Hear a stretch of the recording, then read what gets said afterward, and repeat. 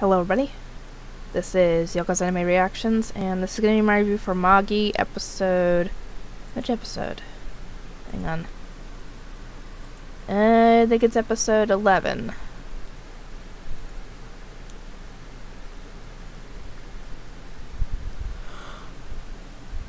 We're gonna get this one done quick too.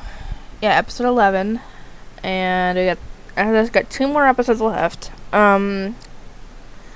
This episode is them getting to Artemira, and yeah, apparently they live in a place that's very humid, very hot, and yeah, they start heading there by boat, and apparently Hina's wife is pregnant again, and I'm like, wait. Did she get pregnant like right after she had the other kid? If so, then wow. They had some alone time apparently. Anyway, let's see. I'm sleepy today. I just woke up. Or rather, the phone woke me up, I should say. Anyway, apparently there are the women of Artemira fly giant birds. I mean giant. And one of them ends up flying close to the ship, and yeah, the girls tell them that if they manage to make it there before nightfall, they'll show them a good time or something, and sadly, obviously, they didn't make it that far because obviously the heat kept getting to them. And obviously it got to Hina big time because he's used to living in a cold climate, and well, this is the complete opposite of what he's used to living in environment-wise. So obviously it's going to get to him big time. And after some time they actually do get there, but by the time I get there, they're stinky. They sweated too much during their trek there, and yeah, now they stink. Now they need a bath so they can go be ready for, you know, when they gotta meet the queen. And apparently Artemira's got a red light district, and I'm like, why? I'm not saying a red light district in itself is bad. I know what it is. Essentially it's like harems and stuff, like, you know, brothels. And I'm like, since I know that the place is normally run by women, I'm like, why would you need brothels? Unless they have the men there, in which case, oh, y'all really don't want to go there. Anyway, they get cleaned up, and they're gonna meet the queen.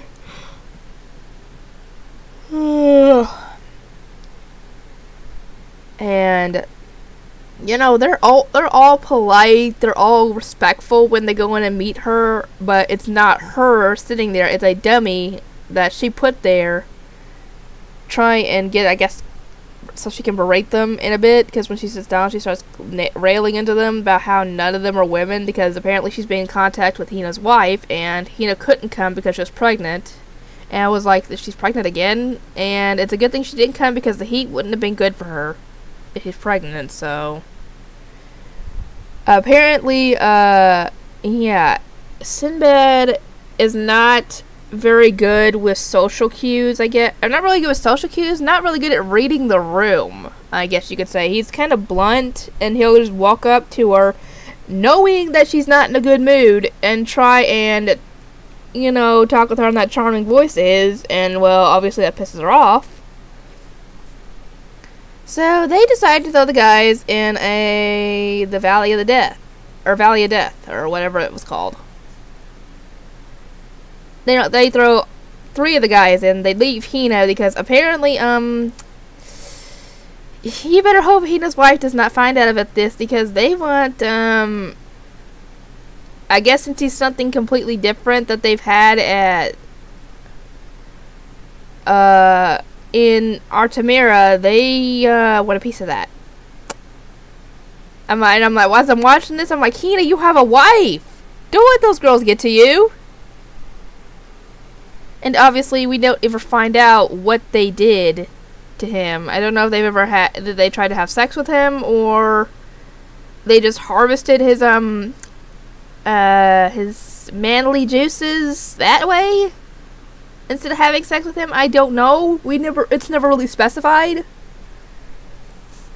But yeah, they tossed the guys in the Valley of Death without their items, just completely butt-ass naked. And apparently the queen is a dungeon capturer as well, and she knows that Sinbad is one too, and she takes, you know, his sword and the necklace he got, or the necklace that has his the power in from the second dungeon. So yeah, he has no way of actually climbing either, because he could just use it. He could just use his jitter equips and fly him out of there. But no, she took them from him, so now he can't use them. Thankfully, they landed in the water safely, but now they have to figure out a way out.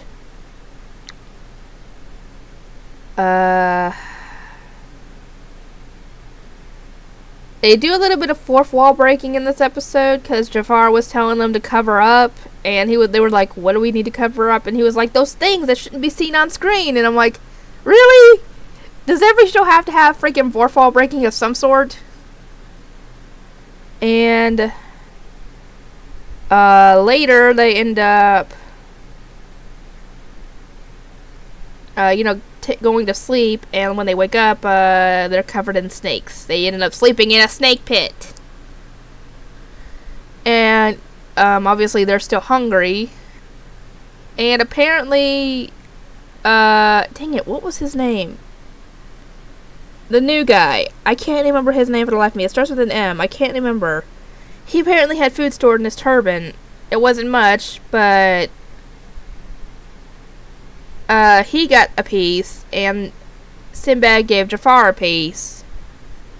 And obviously Sinbad's still hungry, and yeah, apparently Jafar was eating snakes back when he was an assassin during, like, I guess in like hostile environments like this when we had no food. So he grabs one of the snakes and rips it apart and tells them, we can just eat this.